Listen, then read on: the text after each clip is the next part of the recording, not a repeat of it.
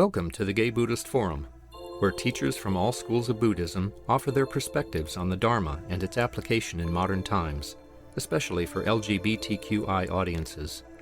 These talks are offered freely to the world and made possible by appreciative listeners. If you would like to support our efforts to share the Dharma with underserved audiences, please visit gaybuddhist.org.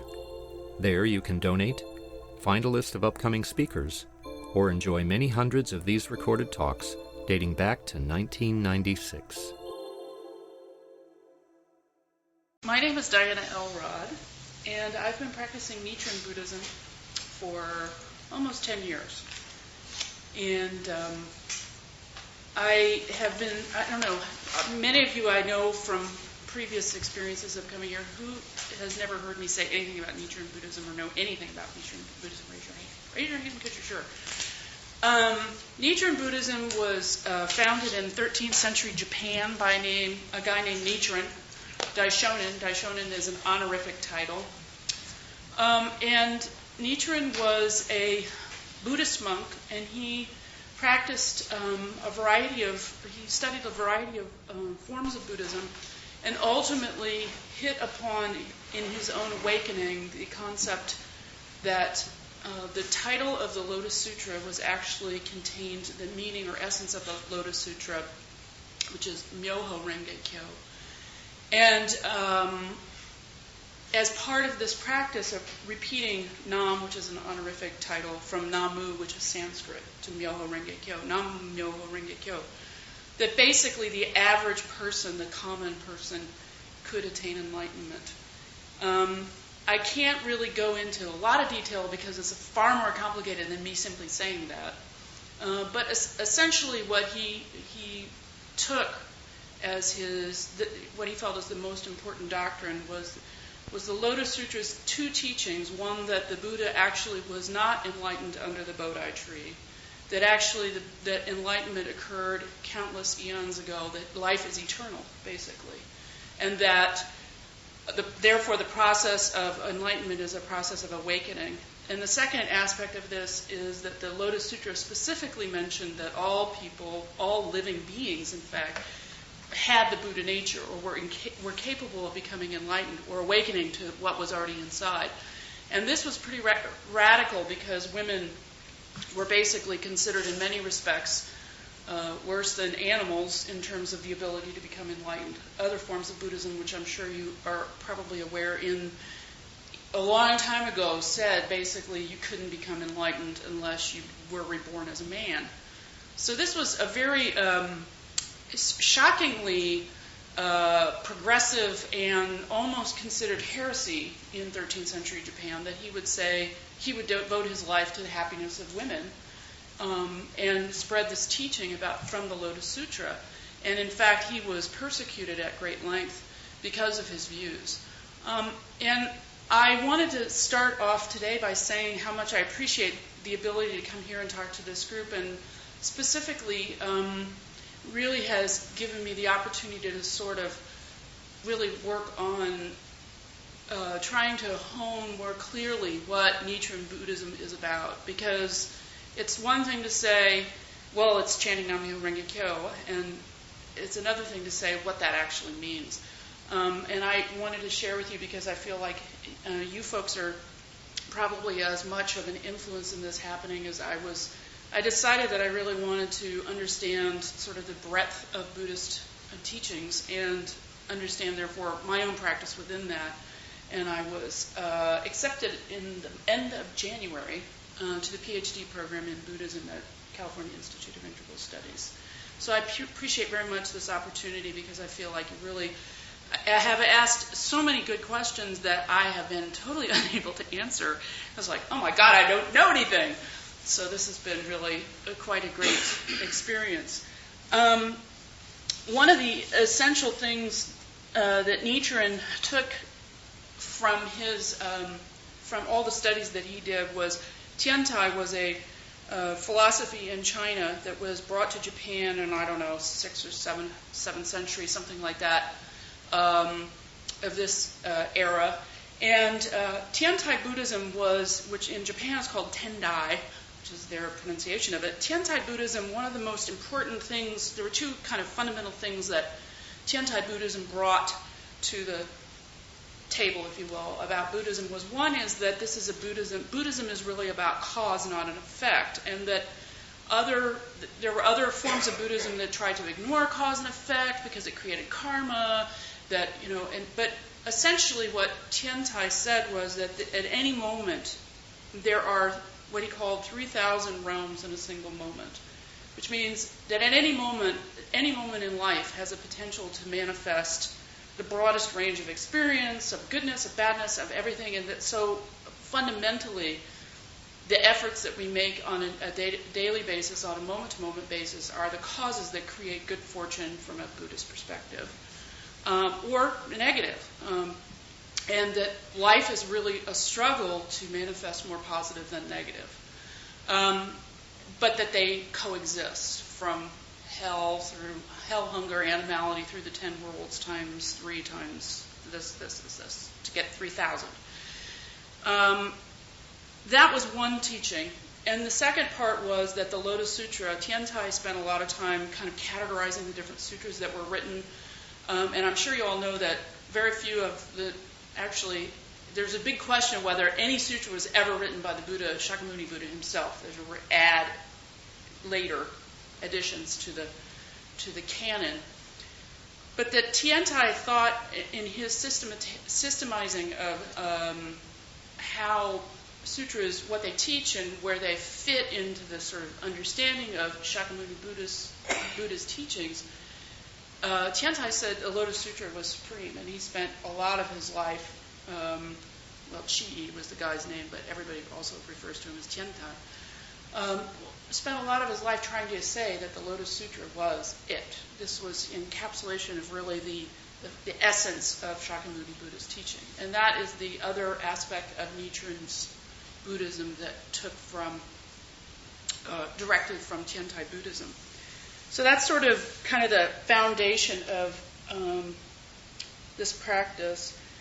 And one of the things that had come up in a conversation, I can't remember if it was the last time I was here or maybe 2 times ago that I was here, and I've been really pondering it, was the concept of actually, we didn't talk about it in those terms, the concept of sudden enlightenment versus gradual enlightenment.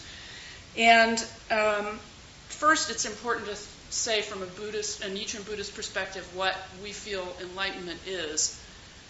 As I mentioned, that if you're already enlightened in some way and it's a process of awakening to it, it's sort of, from our point of view, enlightenment is a process whereby it's not really an end state, it's a process. It's something that we seek. And by seeking it, we're trying to find a way to live in this world, accepting and embracing everything that happens, and in a way that allows us to derive the most wisdom from within us. Nichiren said that the only difference between a Buddha and a common mortal was that the Buddha is awakened to the fact that he is a Buddha, and a common mortal is not. And I think the emphasis here from Nichiren's perspective was really that it's common people. It's not people who have attained some high level of stature in a hierarchy or an organization, or it doesn't require a long length of time in order for you to be, to reach something important in your life. Obviously, we all work on polishing our lives constantly, and there is this sort of give and take between, doing bad stuff and doing good stuff because we're human beings. But ultimately, the essence of Buddhahood is contained in every human being, and it's the awakening process to that. What does it mean to awaken is enlightenment. One of the ways that I think Nichiren really talked about enlightenment was really about happiness regardless of what happens in the world, and this sort of fundamental life condition, really, that allows us to say, to have experiences like life really sucks, it's really hard, but they're really joyful moments, and to be able to see that, the big picture in which all that contains, that is a kind of happiness that we all aspire to. And because life has the potential at any moment to manifest all these different worlds, from hell to Buddhahood, it's not possible just to have an end state called Buddhahood. You're always going to go back to being a human being. It's a constant process. That's why it's called a practice, right? It's called a practice. But I think the idea of sudden versus gradual enlightenment is something that gets talked about an awful lot in various forms of Buddhism, and including, whether if it's sudden, then it has to be an end state. Some people say, okay, that's a goal to be achieved, and then you get it, and then you're in the Pure Land, and it's nirvana, and life is fabulous. But other forms of Buddhism have said it's gradual. You have to really practice a really long time. And some older forms of Buddhism say you'll never be in this life enlightened. You can't be. It takes too much work. Certain very old traditions who take as their teaching the fact that, in a way, that Buddha was something out of the ordinary. We don't believe that Buddha was out of the ordinary. We believe Buddha is everybody, and that there isn't any really distinction between a Buddha and me, other than the fact that the Buddha is awakened to being a Buddha, and I may not be. So Nichiren's concept of sudden enlightenment, whether it happens all at once, is really interesting because I've found this to be one of the hardest things to describe.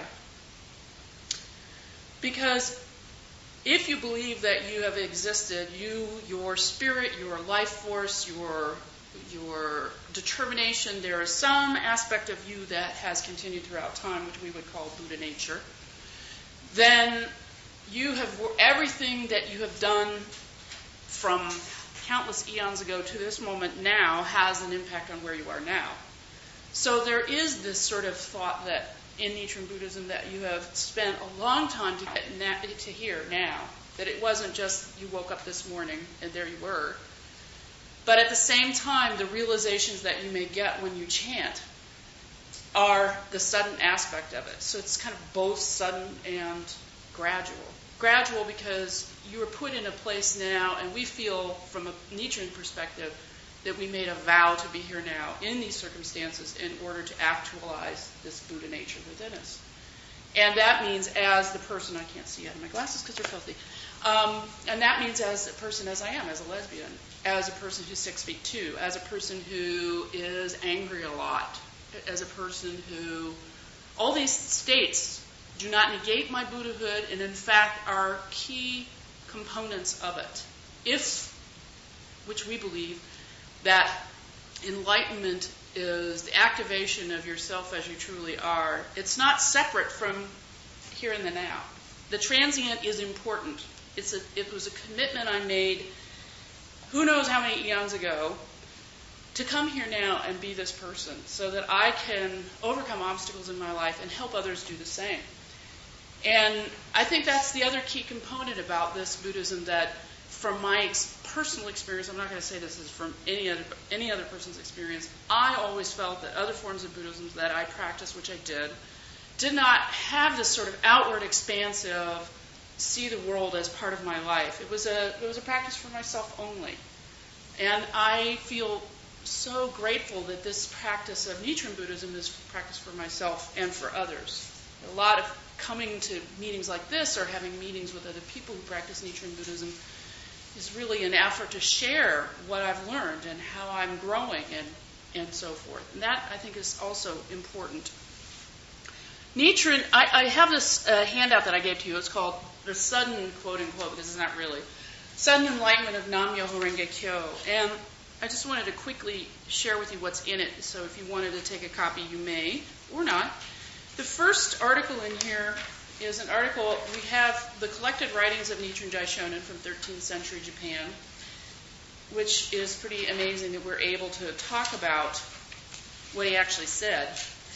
And he's talking about, in this particular writing, the recitation of the expedient means and lifespan chapters. These are 2 chapters from the Lotus Sutra.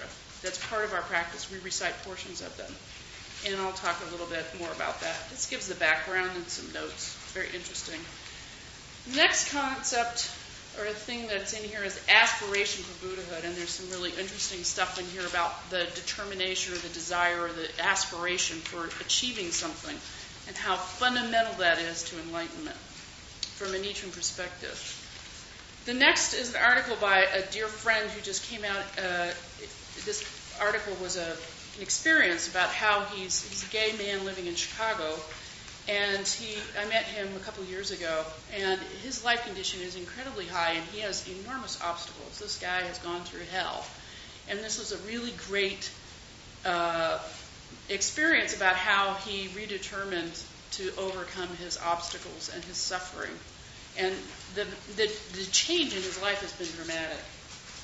The next article is actually a commentary on a portion of Nichiren Daishonin's writing called How Those Initially Aspiring to the Way Can Attain Buddhahood Through the Lotus Sutra. And this is an interesting sort of, it takes a quote from Nichiren Daishonin's writing and then sort of talks about it in detail about what it means. And I'll share a little bit from that. Following that is, I don't know if anybody gets Tricycle Magazine. Soka Gakkai, which is the organization I belong to, SGI USA, has never had a very good reputation in the United States from a variety of people who practice Buddhism. And you can read this article. This is the first positive article that Tricycle wrote about us, and I think, actually, ever. And so I include it because it's a very interesting, he brings up some issues that I think are really good, that are not so great about SGI, and I think they're positive in the sense that they cause us to think and say, oh, well, we could do better. That's the last article. I don't know if anybody read that. It's pretty interesting to me. It turns out that the guy who wrote the article, so from what I hear, he was so impressed by the people that he interviewed, he started chanting. He practices Nichiren Buddhism now. I don't know what he practiced before, but he was like so amazed by these people that he met that it was great. So Nichiren Daishonin says in the very first writing in here, he says, and I have to put my glasses back on. I hate that. It says, as for the Lotus Sutra, this is on page 68, the second paragraph. One may recite the entire sutra of 28 chapters in 8 volumes every day, or one may recite only one volume, or one chapter, or one verse, or one phrase, or one word.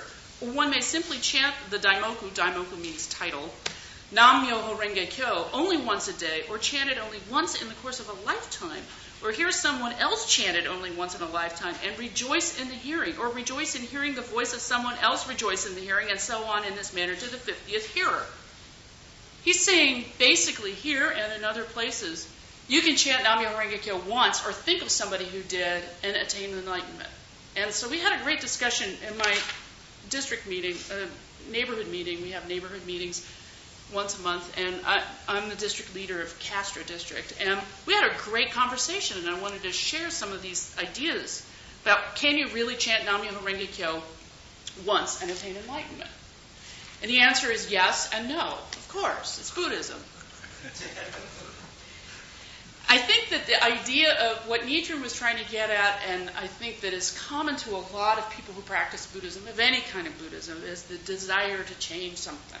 They're unhappy with something, or that they feel suffering, and the effort that one makes to find a path that works for them is this aspiration.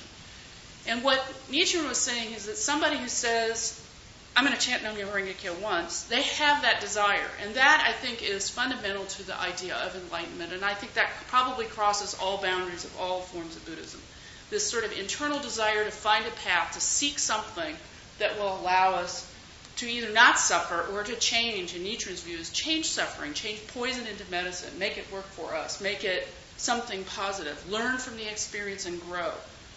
This is one thing that I think is really key. The second thing I think is key is faith.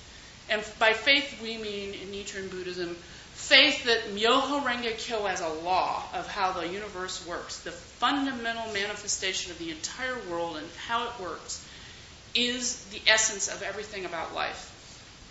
Nam Myoho Renge Kyo as a devotional act is an effort to invoke the law of Myoho Renge Kyo. That is, I'm chanting because I want the world's Buddha nature to manifest. I'm chanting because I want to improve something in my life. I'm chanting because I want to see this law of Myoho Renge Kyo working in the world. These are all kinds of the people's faith that this teaching is true, that all people can become happy or enlightened. Everyone has it, and that Buddhahood is not something that you have to practice horribly long kalpas of austerities, that it's right here, right now, in this life, as you are, and that as you are is fundamental to that. It's in essence, I mean, I don't know who here knows about Tantric Buddhism, but basically it's a kind of a Tantric concept that we use a mandala. We don't have pictures of Buddha in our house. I don't have any statues of Buddha except for Kuan Yin because it's really pretty. But what I chant to is a scroll that has down the middle of it, Nam-myoho Renge Kyo, and then all the functions of life, the good, the bad, and the ugly. There's the negative stuff on the Gohonzon, there's the positive stuff. It's the manifestation of life in its entirety. So that, to me, that faith is that understanding that this is the law of the universe. It's like gravity. You don't have to believe in it in order for it to work for you. But it helps. And the third thing that I wanted to say about, this idea of chanting once and becoming suddenly enlightened. The third thing is there's a determination to continue no matter what. And I think so many of us have found, I'll speak for myself certainly, that I found I practiced a variety of Christian religions and a variety of Eastern religions, and none of them really, I never had the determination to continue. It was always, I found something flawed in it, which said something about me. It didn't say anything about them. But there comes a point in everyone's life where they think, I'm just not going to give up. I'm just not going to stop this. I don't care what the outcome is because I'm focused on making a cause. And I'll get back to the idea of cause and effect again. I don't care whether or not I become enlightened per se. I care whether or not I'm doing something. I care about the effort. This is the kind of thing that a lot of people, people give up. I mean, it's so simple because look, your environment shows you reasons why you should give up. It seems hopeless sometimes. In here, let me see, where's why. In this aspiration for Buddhahood here, on the second page, I said like second 3 or something. I don't know if it has a number down here. Anyway, at the bottom, it says, in one sense, we are constantly reaching for the summit of our Buddhist practice, since the attainment of Buddhahood is not a static condition we attain once and for all. With each step forward, our Buddhahood becomes stronger, more deeply rooted in our lives. So what is most important is to continue, as the Daishonin, that's Nichiren Daishonin, says. We will always have some challenges with or without our Buddhist practice, but as we continue to practice Buddhism and build our inner strength, we develop confidence that our lives will be ultimately secure no matter what may happen. We enjoy each moment while working for the happiness of others. Getting to this idea of cause, Nichiren Buddhism is often called the Buddhism, at least by Nichiren Buddhists, is often called the Buddhism of true cause. And basically that we see really enlightenment as an effect rather than a cause. Enlightenment is an effect of taking efforts to change or to find something new about yourself or challenge something that you feel that you've been stuck with all of your life and could never change. From this perspective, the enlightenment comes as a byproduct. People always say, I'm seeking enlightenment, but I don't know that that's really true because I don't know that you can actually say what enlightenment is except as a personal issue. You'll know it when you feel it. For me, it feels like I can be simultaneously overjoyed and in the midst of hell. To me, that is enlightenment because I can feel my life has value even in the depths of hell. That to me is something that I never thought. I always thought I had to escape hell in order to become enlightened. And this Buddhism says, no, it's all part of the same. There is Buddhahood in hell and hell in Buddhahood. They are mutually inclusive or mutually possessive. This idea of cause gets back at what I was saying before about Tiantai Buddhism, the Buddhism which brought us this concept of Ichen and Sanzen, which I actually think I talked about the last time I was here, which is 3,000 worlds in a single life moment. This is the sort of potential of every moment.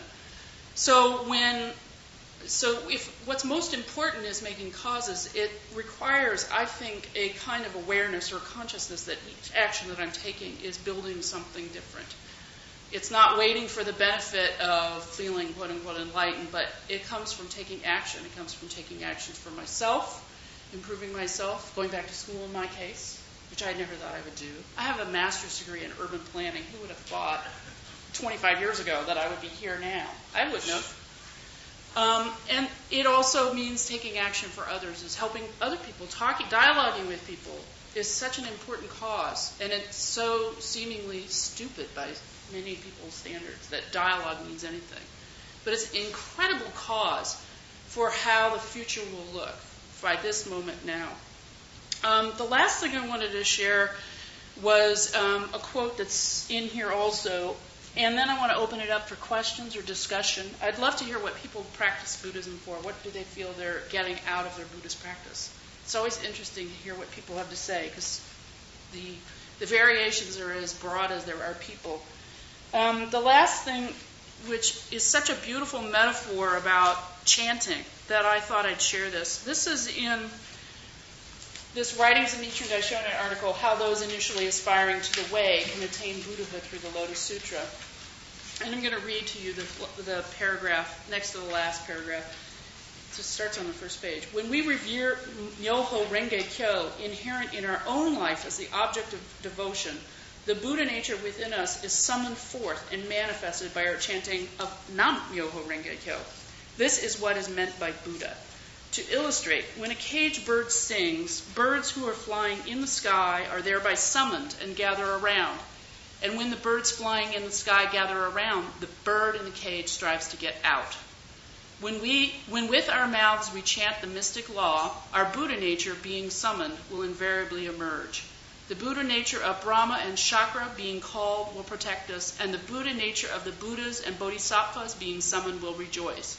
This is what the Buddha meant when he said, if one can uphold it, the mystic law, even for a short while, I will surely rejoice, and so will the other Buddhas.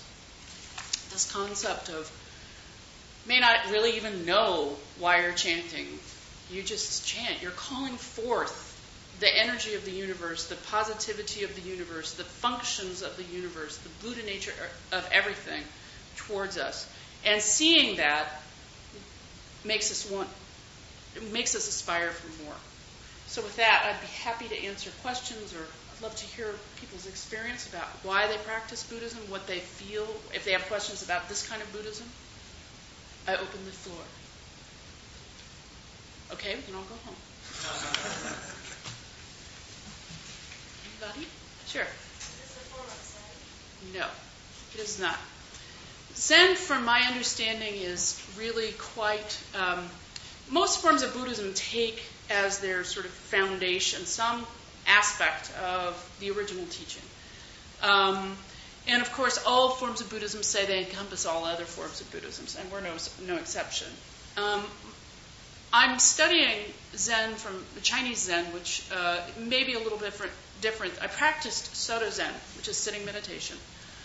But the focus was on, in my experience, was more on being and non-being, or emptying the mind, or finding some way to cut off experience, desire, suffering in order to achieve a state of life. We absolutely don't believe in that. We absolutely believe that that chanting is an eye-open exercise. It's out loud, it's exterior, it's not an interior function. It has an effect in changing you on the interior, but you're chanting about things that you want in life, that you feel stressed by. I chanted, one of my beloved pet birds died very suddenly in January, and I sat in front of the Gohonzon, which is this scroll that has Nam-myoho Renge Kyo, screaming at the top of my lungs, chanting, while this bird was in my hands basically dying, and feeling hopeless. And yet at the same time I was feeling incredible appreciation for life and its fragility. And to me, it's like using any of these experiences that we have in life to activate this sort of deep appreciation, deep understanding. They call it noetic sciences. I don't know if any of you know about the Institute of Noetic Sciences. Noetic being sort of the deep knowing that you can't access by quote-unquote ordinary mind. We believe that you use your personal desires in order to activate that they're not separate from one another. They're all part of the same. That's kind of the tantric element of Nichiren Buddhism. Does that answer your question? Okay. Hi, Snake. How are you? I just wonder if my idea that Nichiren Buddhism is kind of a very yang type of Buddhism has any validity. And tell me what you mean by yang in this instance. I think of sweet potatoes. I mean, or yams. it sounds like if I were going to chant, the thing I would want to chant is let me accept everything the way it is. My problems are that I want to change things. And that's not the problem. The problem is not having a preference, no matter what happens. Well, I think that Nichiren Buddhists would actually say that you use the desire. There's nothing wrong with having desire from our point of view. And from our point of view, there's, changing things is a good thing. Being indifferent is the problem. And that, I don't think there's anything wrong with desire either, but it's the constant saying that says things are not right the way they are. Right. Well, it's all a matter of whether or not you feel they're right. This is it would be your practice, and you decide what's right for you and what's not right for you. If you want to be an angry turd, that's your business. And you know what? There are a lot of really awesome angry turds in the world, may I just say, And they do unbelievable things. Larry Kramer is one of them. They do unbelievable things. And people who channel that in a way that creates value, I think, is really the issue. I mean, if you're just spinning around and doing nothing but making people disgusted with you, that's one thing. But if you're channeling things, we create value. In fact, the name of my organization, Soka Gakkai, means Value Creation Society. And it was originally founded, this is a lay organization, it was founded in the 1930s by Japanese educators. And their idea was basically to take the teachings of Nichiren Daishonin and use them to sort of like the Montessori school of the valuing the individual ability of every child and each unique person. So I understand what you're saying, and I think that there are so many different ways that one could, the practice for yourself part is only able to be described by you. What does that mean to you? For a long time, I thought I had to get rid of my anger nature. I thought, I'm not a good Buddhist unless I'm not angry. And it's just not really true. It's who I am in this lifetime, and it's up to me whether I make a cause from that information that creates value. And in that sense, then me being angry is not a bad thing, because I can use that to benefit other people and create value wherever I go. So, I tried so long to sort of eliminate these, what I thought were negative attributes in my life, and it was just, it's torture, because, you are who you are. And I don't think it's exactly acceptance of the way things are, but basically valuing them as having meaning. I can certainly believe the idea that it takes many lifetimes, because, most of the people in this lifetime that I see don't even care about enlightenment. It's just not on their agenda. What they really want to know is that they're just like everybody else, and that they're okay. Just goes to show you how much work there is to do, doesn't it? Yeah, the more I practice Buddhism, the more I realize, wow, this is really scary. And it's so much, and it makes me feel stronger in my feeling of mission towards talking to people about, I don't think that's really right. And speaking up. I think speaking up is something that Buddhists have to do. It's not, that's the part about, practice for others. Sometimes it's saying, that just doesn't value other people. That really sucks. And I think there's nothing wrong with speaking out and declaring what's true about the way other people treat each other. Ultimately, the biggest slander we commit of all people, regardless of what their faith is or what they practice or anything, is denying the Buddha nature within the other person. And that could mean a variety of things, from being a racist, but it could also mean just, making derogatory comments about a person's clothing, which I do all the time. And that's what I'm working on, becoming a little bit less of a snot. You were going to say something? Not on that. Go ahead, on whatever. So there's one chance for the house, the car, I wonder, is one attached to the outcome of the chanting? Oh, sure. So if that doesn't happen, that disappointment arising, is that not based on causes of pain and suffering? Yeah, absolutely. But we believe that the deeper changes that happen by being attached to the things is what causes one to wake up. And by that I mean, for example, when I've used this experience before, it's an expedient means to chant for a car or girlfriend or boyfriend or house or whatever. And if you don't get it, okay, then you have to look at why are you so disappointed in that? What is it really that you were seeking? Were you seeking something other than that? And I think that the process of chanting, the more we chant, and this is a really good point.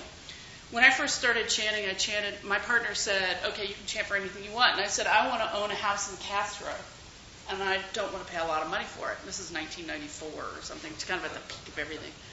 And she said, okay. She said, then you can chant for that. And secretly in my heart, I said, I'm going to chant to prove it wrong. That this is stupid, and this is just bogus. So I chanted, and I chanted, and I chanted, and I chanted, and the more and more I chanted about it, the more upset I got when I didn't. Actually, it activated even more disappointment for me. Then I think that if I had not been chanting, I would have just given up, whatever. So I was like, well, it's not for me.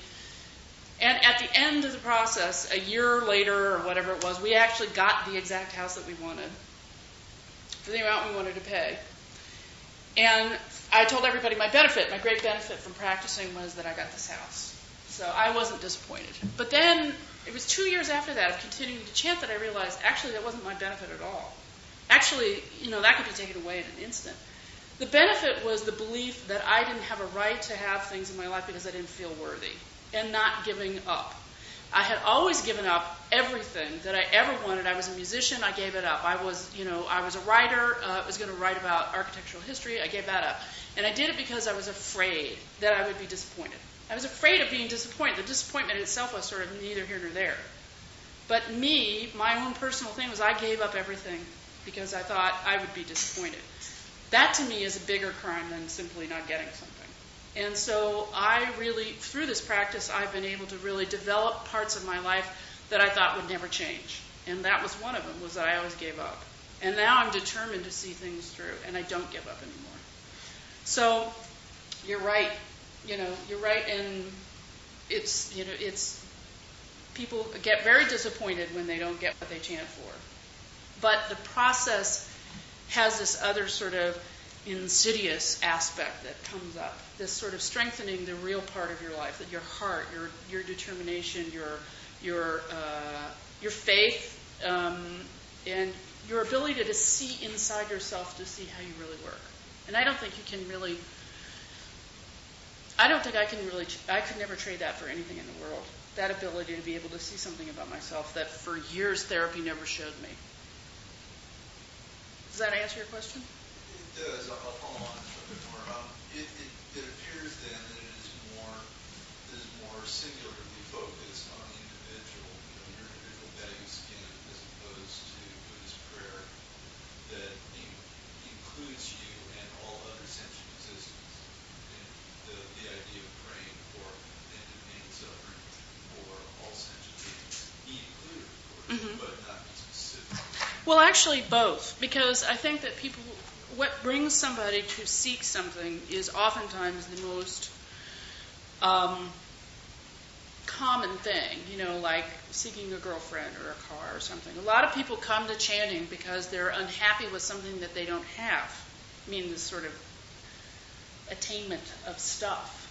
But ultimately, as our faith grows and as our practice is over the course of 5 years, my heart turned at some point. I don't think it's not instant to me. I think that people really, it's like training yourself. It's like training yourself to know what is the right thing to eat. You ultimately, there's something in your life that changes, and you stop seeing yourself as just this person on the planet who wants and needs and stuff, and you start seeing yourself amongst this environment of the same stuff. And it wasn't an effort on my part, but all of a sudden I started having feelings about other people's sufferings. And I think it would only come about, though, because of this practice for myself first. Because it's, that stupid expression, how can you love somebody else if you don't love yourself? It's kind of actually true. I mean, you work on yourself in order to be able to, put your own oxygen mask on first before you do that for the person sitting next to you.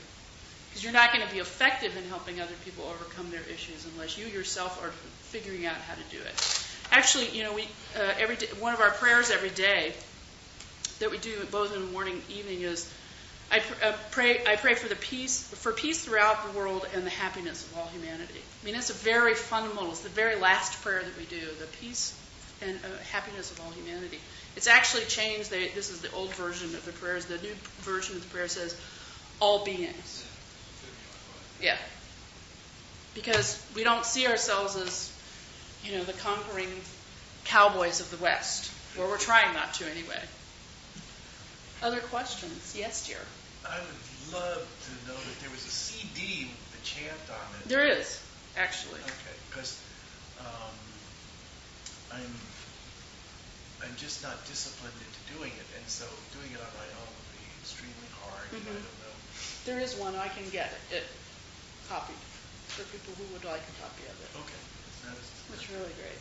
And then is there a group in the East Bay that sits regularly? Mm-hmm. There's a gay and lesbian group that meets once a month in Oakland.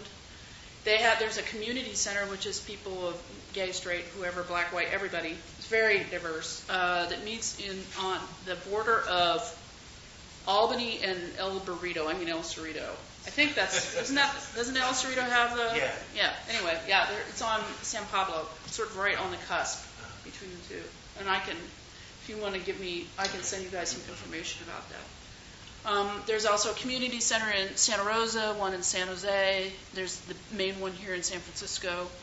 And then cities throughout the United States. Even in my hometown of Indianapolis, Indiana. Can you believe it? There are people there.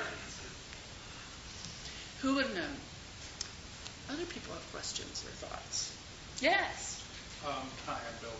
Hi. And I think this is the third time I've heard you talk, and you always stir up something in me. So Oh, good. when I thought that you were here today, I thought, oh, good, let me sit in a chair and get stirred. And far away. I was sitting over here. So I want to thank you for coming in and stirring and stuff. Your sort of question that you opened it up after your talk was, I wanted to know sort of why we think we practice. And for me, I practice to attain enlightenment. And to me, enlightenment is seeing things the way they really are.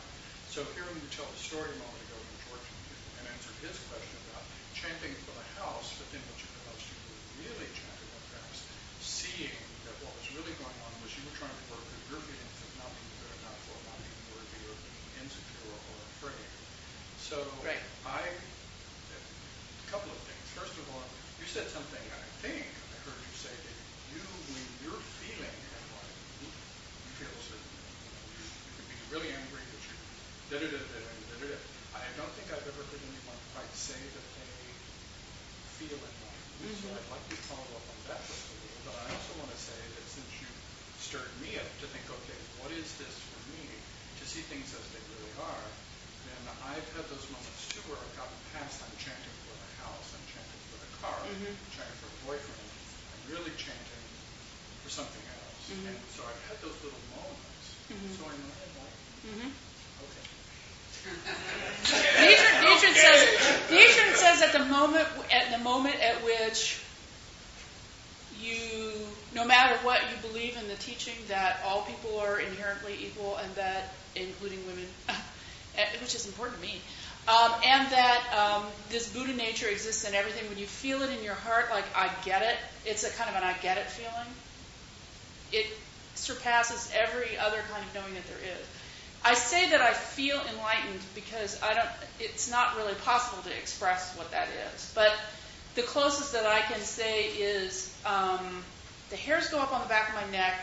I can be both the simultaneous state of hell and complete joy, and feel like no matter what, I will never stop believing in this. That to me, I think, is really it. I mean, doubt is a really horrible thing from any practitioner's point of view. Because it really, doubt is in essence denying your Buddha nature. It's what we consider one of the slanders. Because it ultimately says, maybe it's really not true and I'm just a Joe Schmo or whatever and, this is all fake. I mean, that ultimately doesn't say anything about the teaching to me, because the teaching to me it exists sort of out there whether I want to believe in it or not. All of a sudden I stop believing in gravity, It's kind of like that. It doesn't require my belief in it that in order for it to work. However, in order for me to really activate it in my life, it does require some level of connection to it.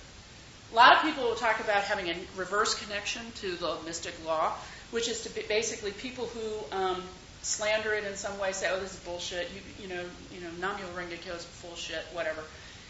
Actually, that's a reverse relationship because it's a negative one, but it's still a relationship, and the relationship is the most important part, I think, is to recognize that, doubt is good to the extent that it may propel you to seek more, but doubt that turns you off is a really horrible thing because it denies you're basically denying your own right to happiness. I don't know how to explain it any differently than that. And I think most people, especially gay people, have an incredible knack for denying their own happiness. No matter what they may say, that I have a very, very, very close friend who practices this Buddhism, and he's been practicing for, 20 years or so. And he is a professor of English and queer studies at Soka University, which is the university in Aliso Viejo that our Buddhist organization established. Very beautiful campus. It's non-sectarian and it's creating people. The idea is to train people to go out and create world peace. I mean, this is the function of this organization. And Ken is a wonderful man, and his struggle. He can speak so eloquently about Buddhism, and he is so impassioned. And he's been a national leader of our Buddhist organization for youth. And he was beaten nearly to death in a hate crime this week by going to a gay bar where he shouldn't have been in a redneck part of town down there, looking for basically illicit sex. This is sort of kind of my understanding of it. His darkness is something that will always exist in him, will always be a struggle for him. He is like the poster boy for Nichiren Buddhism, and yet he has this deep self-loathing that puts him in these positions in which he could get skinheads come and beat the crap out of him and nearly kill him. And I think to me, that just makes me even more determined to speak to people. Here's this guy that everybody thinks is great. It's not that he has like a double life. Everybody has a double life. Everybody chants in front of the Gohonzon in the morning and says, my determination is to activate my Buddha nature and change the things in my life that I feel like I haven't been able to, and really become a person of great wisdom and love and appreciation, and then they go out and do something that actually negates what they just did. And I was talking to my partner Nancy, and the idea of chanting once and becoming enlightened is true, but then we go out and do other stuff that is absolutely diametrically opposed to that. So I don't know if that was your question one. What was your question two? I'm not sure it was a question. I was just trying to get more from you. Oh, okay. My partner was saying this morning that she said it's like somebody who's been trained how to make a perfect meal using brown rice and steamed vegetables and a nice tahini sauce, and that's really good for you and it does great things for you, and then you go out and you have a ding dong or a hoodoo or host a snowball or something, That's the process. It's always back and forth, always back and forth. It's a struggle. Diet is a struggle. You were going to say something back there? Yes. Yeah, people with addictions. Mm-hmm. I would think that if they had, say, amphetamine addiction, they wouldn't be able to focus, or they wouldn't somehow or other get involved in chanting. So totally not true. We're so full of people who are addicts. What happens? They struggle like anybody else, and the process of struggle allows them at times to have moments of extreme clarity, and then they fall off the wagon and go back. I've got 2 people in my district who are meth addicts, and they'll go through periods where they're really determined, and it's just like falling off the wagon in AA in a way. But there is something polishing about their lives that one of them came to a meeting once. He was high, so high, and I was so embarrassed because we had all these guests, and I was thinking, this is so terrible, which was my judgment.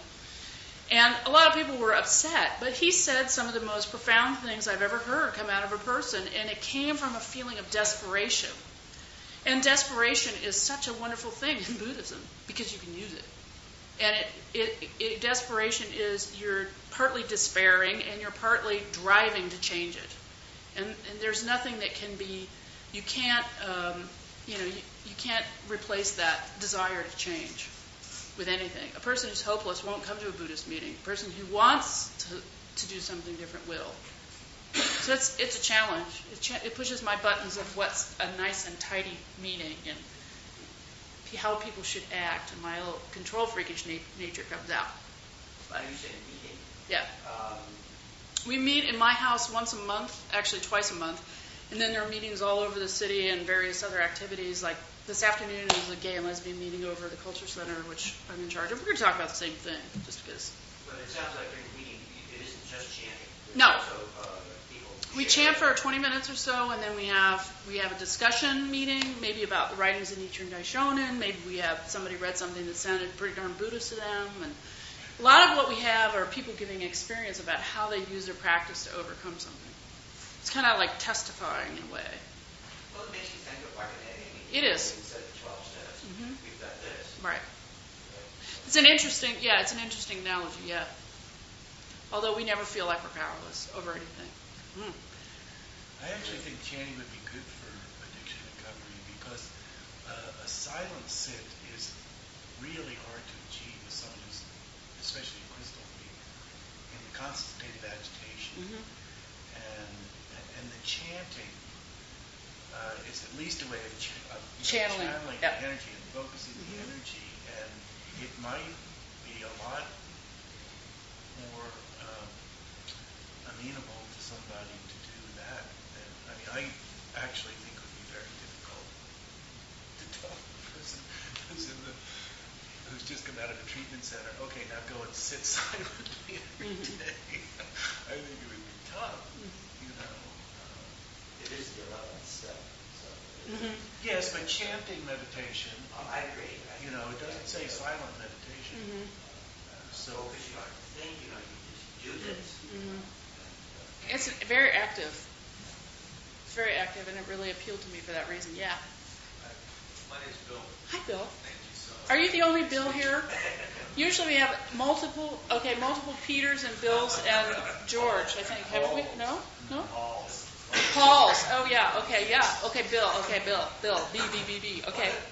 I actually had a very positive experience with the meeting people in Soka Gakkai International in Santa Rosa. Right. I was really blown away by, as opposed to, for instance, if you go for within, really socially highly developed and very optimistic. Yes. I just love this sense that somebody found out they were diagnosed with leukemia. That was just as wonderful as if they won the Irish lottery. There's a sense of acceptance. Well, I think you missed the part where people say, "Oh fuck," but Yeah. when they give an experience, they edit that part out. Well, I practice Buddhism, I guess, to heighten awareness and get a greater degree of freedom from what I call my ego or my monkey mind, because I think it's really self-destructive. I was raised in a family that's very dedicated to misery, and it's disloyal to me to want to be happy. My misery. They're all dedicated to my misery. So I meditate. I meditate in hopes that I don't have it yet, but it's in hopes that I'll get more and more freedom from this mind that just like an automaton starts to take over that causes me to self-destruct or not one that I give up Right. too quickly before the miracle. So The miracle birth. yeah, whatever they call it. So, and that's my struggle, and I think the reason why my practice it sputters, falters at times, is because it's just a part of me ego's afraid to let go. It's afraid it's going to die. But if I get more and more involved in this, and I meditate more, do it every day. I see letting go of the ego is actually an effect rather than a cause. I think that, I'm learning so much about the concept that the causes that we make, just having the determination to do something different and using, in my case, chanting to activate that. The end result gets to be letting go of those things. It's not a thing to be desired in itself. It's that wanting the other stuff. Wanting to make sure that everybody knows that my ego is the best ego that there is. That's kind of where I'm from. The part of town that I live in. So, yeah, I appreciate it. Are you going to call the time now? we should, because it's noon. Because I feel this sort of inhale of... No. I think actually there's a lot of energy here, but I always like to try to close to noon as we can so that people who have to go and they don't feel like slime slinking out. Which they are, but... Yeah. You know, when this is recorded, do people get a sense that I'm kidding? No. The answer is no. I was kidding. No, I think the humor carries the point. Okay, good. Humor does the Buddha's work. So thanks, Diana. And I might have a question or two Sure. after we close here. Announcement. Host, yeah. Carl? Was our host? Okay. I'm your host for today. We have analog quick breaks for everybody. The Donna Bowl's out front. Everybody contribute what they can to the Donna Bowl. Wash your teacups after you use them.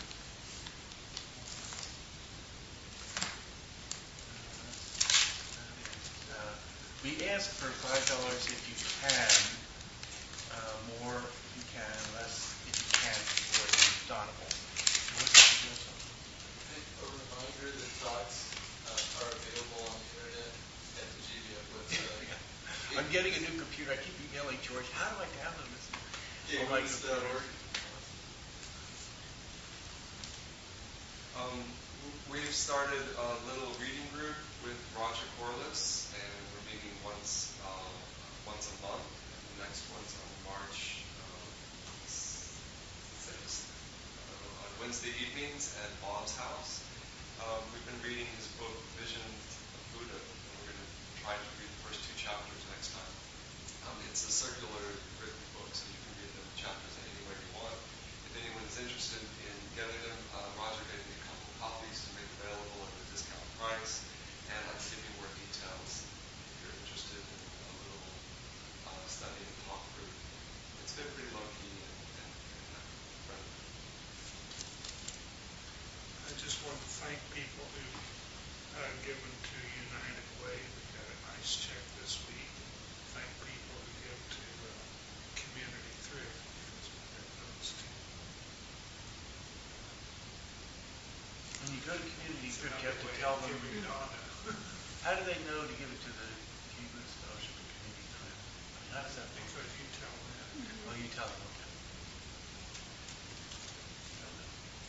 Here you go.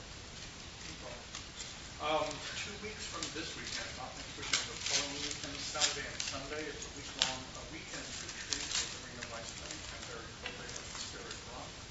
It's $45 for each day, with a lunch. I was very happy to go a couple of weeks ago for one day with Eric. It was really great. I've been to the LGBT 5-night retreat at the Spirit Rock. It's a great place. So if you want information about that, there's more information. You can ask me, or there's information at spiritrock.org website. Yeah, so this Saturday, Sunday. Every 28th. 2 weeks from yesterday. The first day.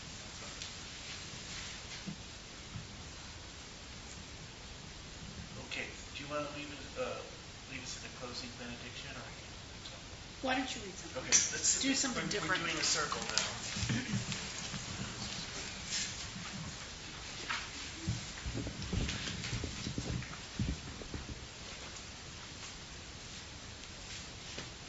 Thanks again, Diana. You're welcome. Thank you for having me. By the power and truth of this practice, may all beings have happiness and the causes of happiness. May all be free from sorrow and the causes of sorrow. May all never be separated from the sacred happiness which is without sorrow. And may all live in equanimity, without too much attachment and too much aversion, and live believing in the equality of all that lives.